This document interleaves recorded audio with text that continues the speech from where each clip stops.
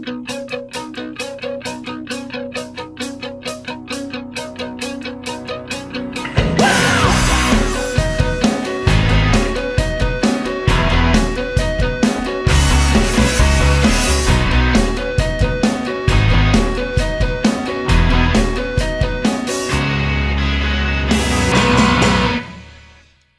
we are talking about our title series, and we're walking through different titles that you're going to have in your life.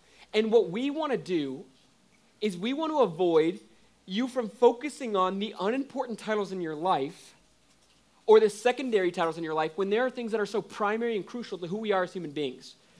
Right? Like every single one of you in here is a child, and we have talked about being a child here. We also talked about parenting, I believe, marriage and being single. And so there's these titles that we're going to have in our lives. And we want to dive into the important ones because, again, you might also have titles in your life like engineer or barista or college grad, but those things are secondary to what's most important in our life, which is things like being a spouse, being a parent, being a sibling. And so we want to focus on those. And today we're talking about the title of friendship. How do we steward friendship well?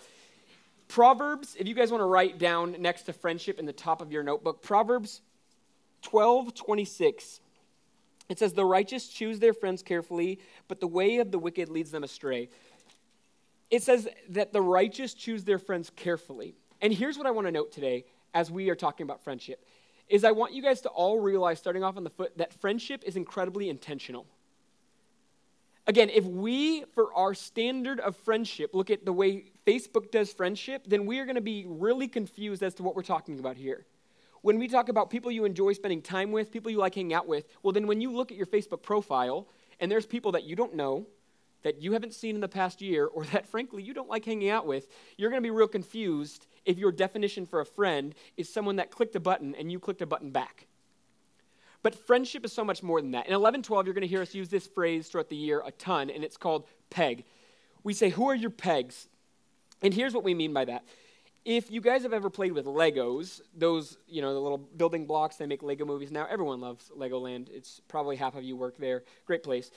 So Legos all have different pegs, right? You got like the board that you start with. It's like that big, usually green board, and I don't know if it's like supposed to represent grass, but that's where you build all your Legos on top of.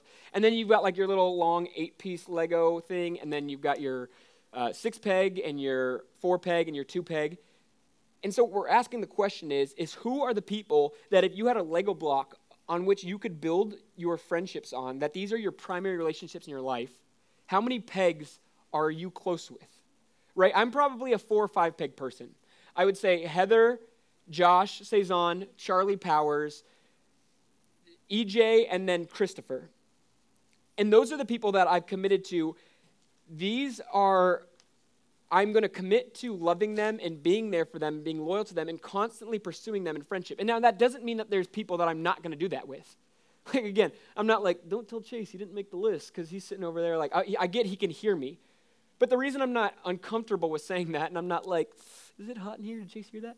Is because I know that Chase is still a close friend of mine. Just because he's not one of my pegs, which means that I, at all moments, will drop whatever I'm doing to make sure that these people are loved. So a lot of times do I do that with close friends. And there's times that Chase and I hang out and times that we enjoy. But it's who are the people that you know that you have this love bandwidth of, right? Because we're only, as people, we can only love so much. And I know a lot of you are thinking like, but love is endless. It conquers all. And that's true. But that's Jesus' love. But as human beings, we have limits. I cannot love everyone in this room perfectly. I'm going to fall short. I can't meet with all of you in a given week. If I met with all of you for an hour, I think that would take up my entire week. There's 167 hours in a week, and I think there's like 167 of you in here. So again, it's not reasonable to be able to love every person well. So when we talk about pegs, start asking yourself this question. It's not who you like the best, and that does factor into it, but it's who loves you the best. For me, I think Christopher, I put him as a peg in my life, but if I had to guess, I don't think I'm a peg in his life. And I'm not like, it's so sad, I just want to be close to him, like I got to do whatever I can. No, I understand that the role he has played in my life is mentor, He has helped me with a lot of decisions. He has pushed me. He has loved me incredibly well and shaped me in a lot of ways into who I'm becoming in ministry and things like that. And so he's a peg absolutely in my life. But I wouldn't say that I'm the same for his. And for you guys, that's going to be probably pretty similar, right?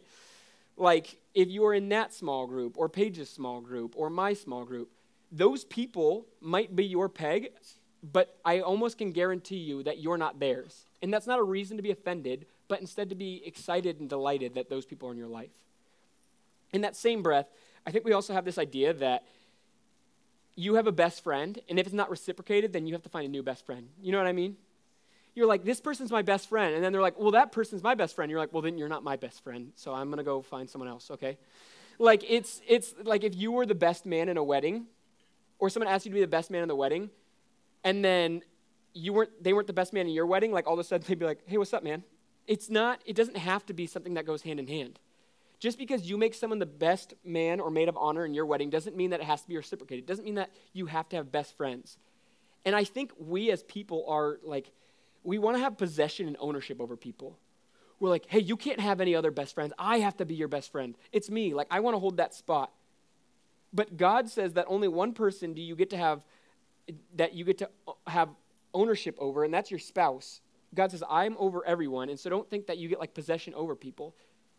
Just be gracious that you get to have someone that you call a best friend, regardless of whether they reciprocate that. There was someone that loves you well enough that you get to say, you are my best friend, and you care for me in a lot of ways. And as defining friendship here, what I want to do is, we're going to go through this, and I think a lot of times in 11:12, we love to give you systematic ways to go through life. Ways that you can look at a journal and say, this is a good way to go throughout and do these relationships well. And we talk a lot about that in Shivs. But I think almost sometimes as we get trapped in like this systematic, like, oh, this is the way things have to be done. Right? Like you'll be hanging out with your friends and you're playing Monopoly, and then you like buy their property and yell at them, and then you're like, oh, wait, let me look at my journal. Okay, that wasn't the proper way to do friendship there. Let me put that away and figure it out. I don't want you to get like analysis paralysis where you get freaked out as to what's going on. Because friendship is supposed to be fun. Like it's the most delightful thing I do is getting to be, marriage and friendship are the two favorite things I have in my life. And so if you're sitting there like, oh, I have to be a better friend, I have to do this, also remember that friendships are just supposed to be a blast. Like I love getting to be a friend to my friends, and I love the fact that they're in my life and that we get to do a relationship with one another. I even think like, it's just think of the best memory right now. Before we go on to this next point of why we do friendship, just think about the best memory you have with your friends. And it's things that just make you smile. Like mine is, we went on a road trip a couple years ago, and my friend Charlie had a car that he bought for $1,000. And we thought, hey, why not take 5 guys in this car that costs $1,000? It was like 1,200 miles total round trip, the road trip was. So we thought this was a good idea. Turns out on the way back, we're 10 miles from home, and the car breaks down. It didn't have any oil in the engine, which is important for cars, apparently. I don't know. Something like that. And so the car breaks down, and the mechanic's like, hey, this car is not ever going to run again. And we're like, that's a problem because, see, our home is 10 hours away. So what we did is we were waiting for, like, buses and trains to get home. And the first bus that was supposed to pick us up, we were like waiting at the bus stop for like 15 minutes, and we're like, all right, this is kind of stressful, we'll figure it out. And the bus just kept driving, like right past the bus stop. And I just remember this moment, like these are the moments that you smile back on, maybe not in the moment, but now, is Josh turns around and just goes, now this is bad. And it was just like, it's just those moments where you just go, man, friendship is enjoyable, it's fun. And we don't want it to be something that seems so systematic or rigorous. It's something that you're supposed to enjoy and delight in. But we also don't want you to get caught up in being friends with the wrong people or doing friendship for the wrong reasons. So that's why we're going to talk about why and who we do friendship with. We're asking the question of why do we do friendship? And I believe there's 2 reasons on why we do friendship. And to get to the first reason, we want to ask the question, where did this all start? And we have to go to the very beginning. We have to go in the beginning. See, in the beginning, God created the heavens and the earth. He created every living thing in the sky, the sea, and the land. God created man and named him Adam. And God gave Adam the role of naming all the creatures. And as Adam was doing that, he notices that none of the animals look like him. He starts to feel alone. So God provides him with a helper, provides someone who is like him to be with him named Eve. Adam, he's no longer alone, and he rejoices. He says, this one, at last, is bone of my bone and flesh of my flesh. Guys, we are wired for connection. We are not meant to be alone. And this isn't by some random chance or weird design that God had in mind. God designed us for connection after himself. We praise this triune God, the Father, the Son, the Holy Spirit, who will for eternity have enjoyed a perfect relationship amongst each other. We desire a relationship because he has the perfect relationship. So the reason of why do we do friendship is because we're designed for connection. The second reason is it's not to say that friendship is second best, or maybe it's a rebound of all the relationships. You don't have to have the statements of, well, I know you don't have a boyfriend, but at least you have friends that are boys. Or, I know you can't be a dad, but at least you got the bros. Relationships, they don't need to be compared. Friendship, it might not take priority in your life. That might be your marriage. That might be your family. But friendship, it's the hidden gem of relationships. A good friendship will influence you to be better at the other titles you hold in your life. Again, friendships, they might go unnoticed, but friendships are the ones that do the quiet work on the soul. See, the second reason of why we do friendships is because a good friendship will shape you to be better at the other titles you hold in your life. The reason why I do friendship, why I'm friends with my two best friends, Nate and Jong, is that they shape me to be a better son. They shape me to be a better brother, a better future spouse, a better future dad, a better friend. Because we do friendship to help us shape to be better at the other titles that we hold in our life. So these are the two reasons of why we do friendship. We're designed for connection, and friendship shapes us to be better at the other titles that we hold in our life. Next, we're looking on, all right, who do we friend? Who are the friends that we are supposed to choose? And I want to clarify there's a difference between being friendly and being someone's friend. We as believers are called to be friendly. We're called to be warm. We're called to be kind. But we're not to be everyone's friend. We would exhaust ourselves if we chose to be everyone's friends. Again, Chandler was talking about you only have a certain amount of pegs. You only have a certain amount of emotional bandwidth. You can't be everyone's friend. Trust me, I was growing up, I was extremely extroverted. I still am. It's died off a little bit because I realized I can't be everyone's friend. Because then I really wouldn't be anyone's friend. You're not judged on how many friends you have. You're judged on how well you treat your friends. And guys, friendship, it's important because it holds a level of influence on our life. In Proverbs 12:26, it says this. It says, the righteous man is careful in dealing with his friends, but the ways of the wicked lead him astray. As the righteous person, a wise person will carefully choose his friends because he realizes the level of influence they have in his life. They realize that friends can affect you dramatically on who you are. So you got to realize, okay, how do I look for a good friend? I believe there's three things that you need to look for when trying to find a good friend. The first way, it's pretty obvious, find people that you connect well with. Because my two best friends, Nate and Jong, I have a blast with. I've gone on road trips with them. I haven't broken down 10 hours away. Maybe we should do that. Family builds good friendship. But we have done crazy things. We have snuck into hotels. We have, what was other things that we've done? We've stayed up late night in our apartments talking. I remember one time, all three of us were in the room, and one of them was reading for his Bible class, and he was reading Genesis 1. And he got Dobby and Smeagol confused. And she was like, dude, I have the best Smeagol voice. But then he started sounding like Dobby, and he was reading Genesis 1 as Smeagol, but it was Dobby. And me and my other best friend were laughing so hard. It's like, you've got the wrong, like, freakish creature. Like, that's not who.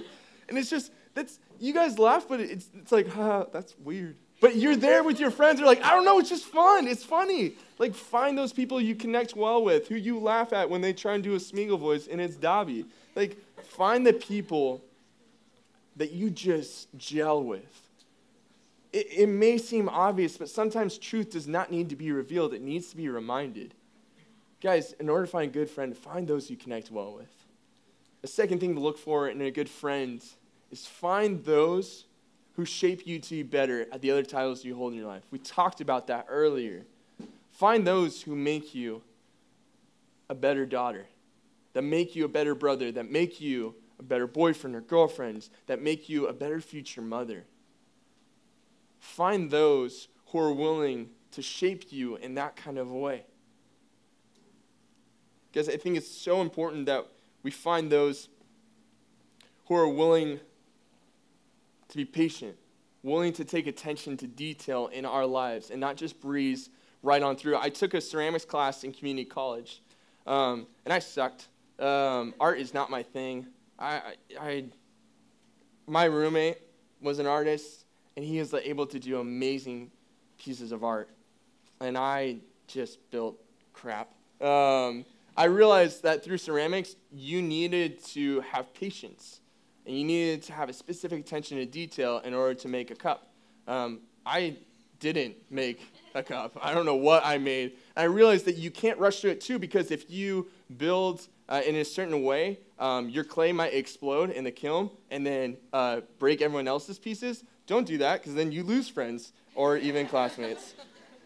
I realized that in ceramics, you need to be patient, that you need to have this attention to detail when you're shaping the clay, when you're shaping the pieces of work that you're working with. And we need to have friends that do the same.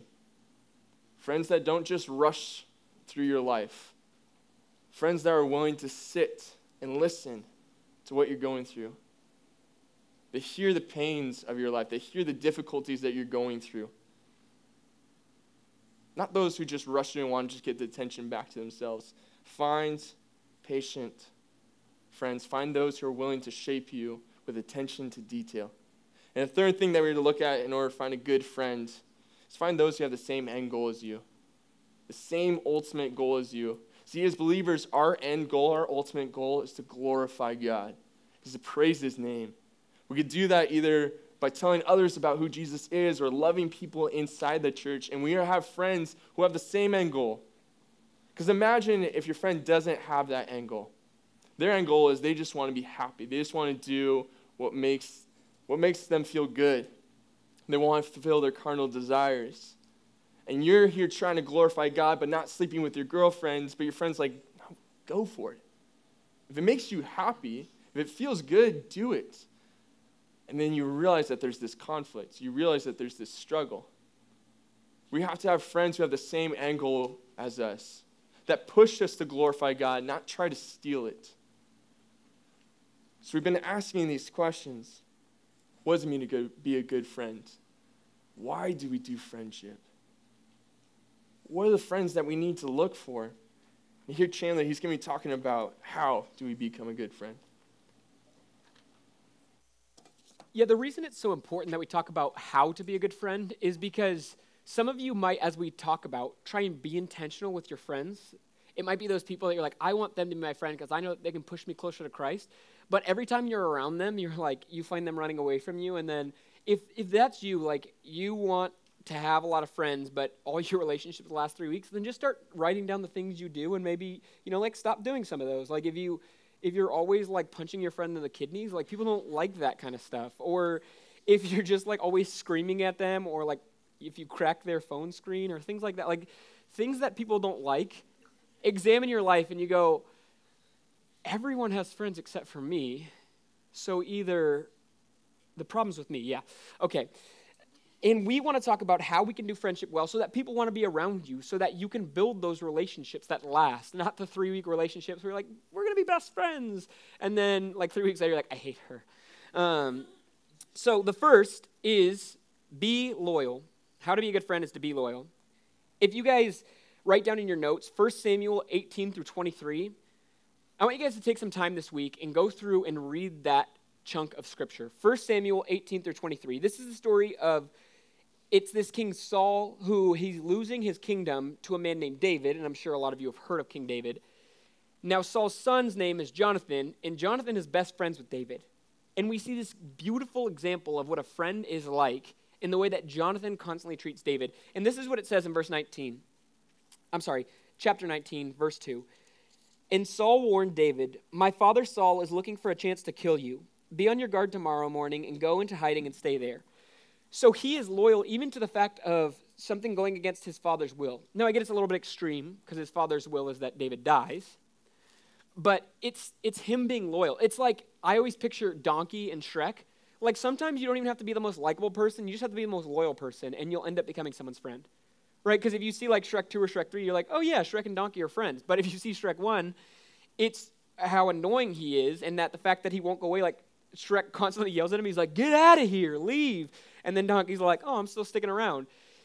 And it's the people that are loyal in your life that stick around even when they don't have to or when they shouldn't, that a lot of times become your closest friends, right? Like your friends keep trying to tell you to leave. They're like, you annoy me. And you're like, don't worry, I'm going to sleep over at your house. And in the morning, I'm making waffles. And so, like, a perfect example, if you guys go to Vista High School, my friend Charlie Powers a couple years performed there, and you guys did him so dirty. Here's what happened was, you guys had pizza there for people to eat, and if you don't know how high schoolers work, they don't care what's going on. They're like, oh, what is this, an atheist convention? You guys got pizza? I'll come. Like, you don't even care. You're like, oh, what is this, My Little Pony? Like, we're all talking about that. You've got popcorn? I'm there. So you guys had pizza, and Charlie went to go perform a concert, and what happened was they were like, okay, everyone go to the front, like, listen, so they're watching him perform, and then they're like, all right, pizza's here in the back, and literally every single person left, minus one student, and then myself and Joshua, and we came with. And again, it's sad, but Charlie's like, he's sitting there like, man, this sucks. But we were loyal to him, and we were there for him, even when he was like, this is a bummer, like, this sucks, but we wanted to show him that we were loyal to him regardless of situation or what happened. Even when he performed at a high school, we still wanted to show him that we cared for him and were loyal. So be loyal friends. And the second is be judicious. Sorry, it's a difficult word. Be judicious. There are times, it says in the book of Ecclesiastes, that there's a time for everything, that there's a time to mourn, a time to weep, that a time to sow and a time to reap, there's a time to dance and a time to mourn. And so it goes through all these things. But again, there's going to be times with your friends where they're sad and broken, and if you're like, dude, let's go play kickball, like, that is the inappropriate response to your friend's sorrow. Like, you need to be with them and mourn with them. And there's also going to be times where your friends are doing stupid stuff, and you have to call them out. But especially in Christian circles, my bad, guys, there's a lot of times I think that we get wrapped up in correcting people so often, where you're like, I just need to correct them. I just need to make them better and make them look more like Jesus. But people start to get pretty annoyed with that, where there's times that it is necessary, absolutely. But if you're that person that every third day you're correcting your friend on something, they're going to be like, dude, can we just, like, hang out? Does everything have to be so serious? And again, I come back to this, like, sometimes you just got to do dumb things with your friends. And I'm not saying to, like, don't go to jail or don't make irresponsible decisions that you're going to, like, regret for the rest of your life.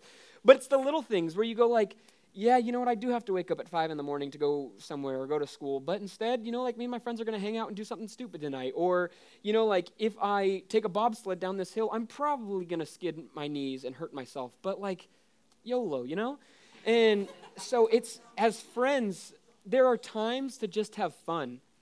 And that's what I want you guys to know is those who are your pegs, learn to have fun with those people. Because we connect with those who are fun. And again, there are times to do dumb stuff. Like, I'm not promoting stupidity, but kinda, like, yeah. Sometimes, that's right. Look, we're going to talk about a couple more things on how to do friendship well, but in all, be judicious, be wise, know when and when not to as a friend, because sometimes you just got to have fun as friends. Other ways for us to be a good friend. One way is to be loving.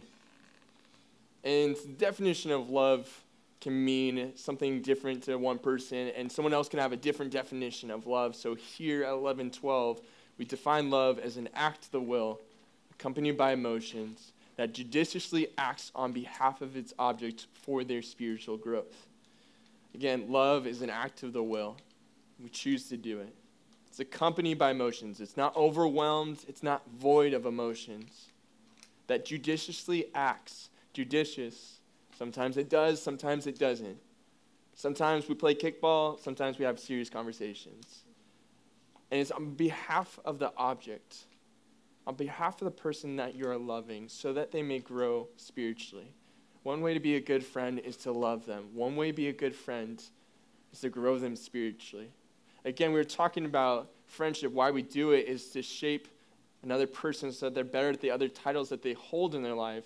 You don't just love someone so that they can be the best son, or so that they can be the best daughter, future spouse, future parent.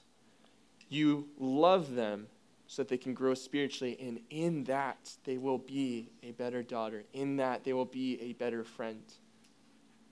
Your end goal of loving them is to grow them spiritually, is to push them to Christ. And sometimes loving them, it can be difficult. You might have to say something that's a little bit hard. Maybe your friend is acting in a way that is a little bit uncharacteristic. They're being a little bit shorter with people. They're a little aggressive. They act out in front of their parents while you're over, or maybe they're talking about your friends behind their back. And maybe this is some time where you're going to have to love them, grow them spiritually by saying something difficult.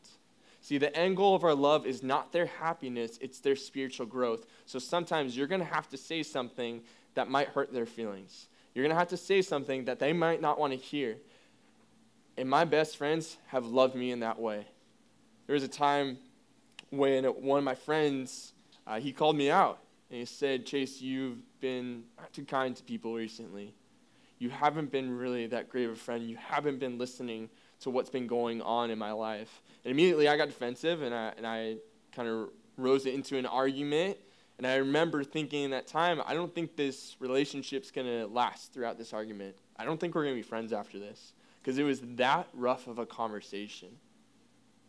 But what I noticed as the night was going further and further along is that he was loving me, and that he wanted me to grow spiritually. He wanted me to be a better friend, and he's willing to love me beyond his comforts. He's willing to love me even when it wasn't fun. Because his end goal for me wasn't my happiness, it was my spiritual growth. So he's willing to say those difficult things. Guys, in order to be a good friend, we need to love beyond our comfort. Our end goal is not their happiness, it's their spiritual growth. Another way that we can love well, to be a good friend, is to encourage them. You can encourage someone in two different ways. You can encourage them by reminding them of the truth.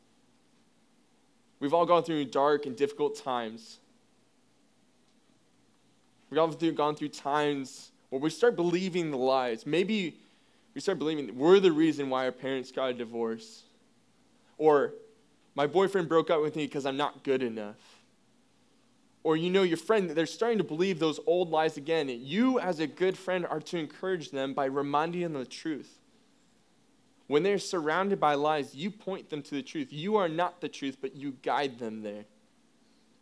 Another way we can encourage them is to point out their strengths. Say, hey, you've been doing a really great job. I noticed how you welcomed the new students here at 11:12. You're really warm and inviting. Nice job. I was watching The Office, and one of the episodes called The Job Fair, and Pam just left. And Michael Scott goes, I would never say this to her face, but she's a wonderful person and a great artist. And then Oscar goes, what? Why would you say that to her face? But we, as a human race, really struggle with that. We think these nice things, but we don't say them. We don't encourage them by reminding them of the areas of where they're strong. I remember when I was in the jungle of Ecuador, I was chopping down some palm fronds with my main man, Keyshawn, and we were talking about this. And I was saying, hey, how's family for you? And we talked about that for a little bit. And then I said, you're here with your sister. Like, how is that? And he says, it's great. But I know that I can always be encouraging her more. I said, what's stopping you? He's like, really, I don't know. I said, dude, that's my challenge for you. Go encourage her. And he did. And he came up to me afterwards that night and says, dude, that went so great. I don't know why I haven't been doing this more. And then months later, I work with his sister at Chick-fil-A. And she talked about that moment, and she was almost in tears. And she's saying, that was so special to me. Guys, we're to be a good friend by encouraging them, to remind them of the truth when they're going through lives, and to point out their areas of strength. So we've answered the questions of what is friendship? Why do we do friendship? We talked about who are we to be a friend to and how we're to be a good friend. And here, Chandler, he's going to leave us with a couple of challenges about friendship. My first challenge for you guys is that one I gave you earlier, that I want you to read that passage, 1 Samuel 18 through 23. As a part of your homework this week, your life group homework, just walk through that. Worship team, if you guys want to come up, as they're going to close in just a second. But as you guys walk through that, I want you to read that passage and start taking notes alongside it and say, how is Jonathan a good friend, and how can I model that in my life with my friends? But the second thing is this, a challenge I have for you guys, which is a pretty tough challenge, is to ask your pegs how you can love them better.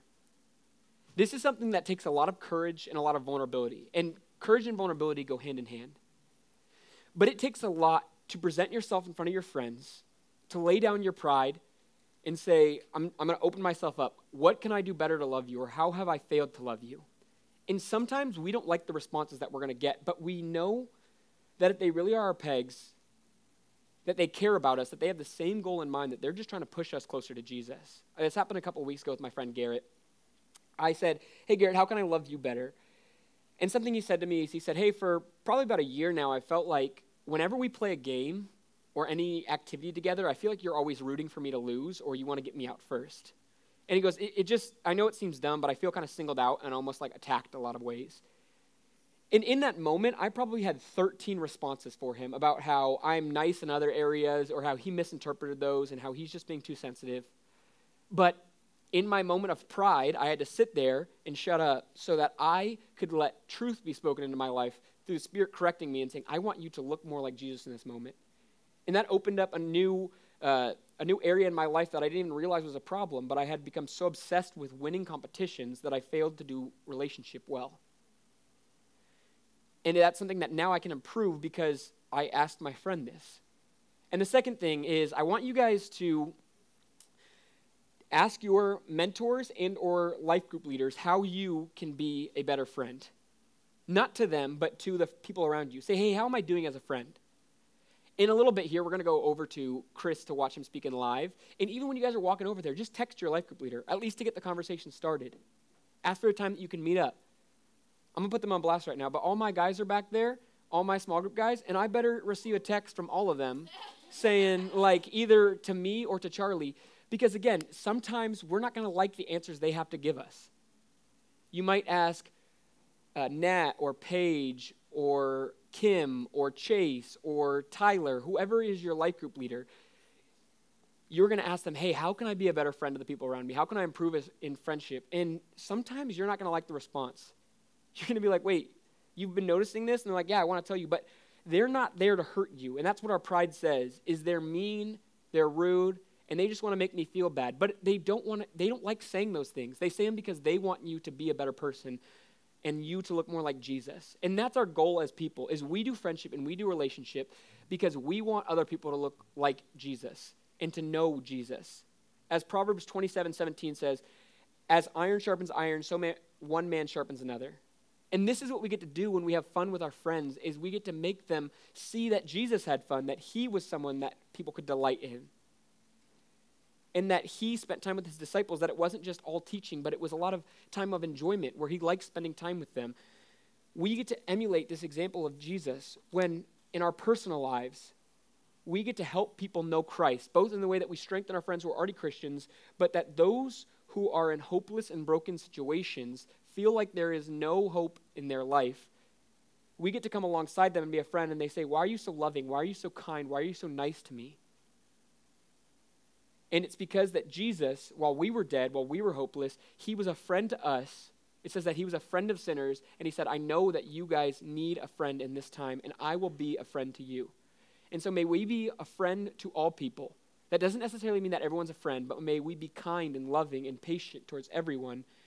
And in our own friendships, would we have fun and push people closer to Christ? Let's pray. Dear Lord, thank you for constantly loving and pursuing us, God. Thank you that you say in Scripture that we are no longer your servants or your slaves, but you have called us friends, and you model for us so perfectly what a friend is supposed to be. We want to be loving, kind, generous, encouraging, fun. And God, our ultimate goal is that people would come to know you, that we would glorify you with every title we hold in our life. If every title that we get from here on out is used to serve you, God, then may we enter those gates and hear those faithful words, well done, good and faithful servant. Thank you for everything you do in our life, God, and would you help us be better friends as we go about our week? I pray these things in your name.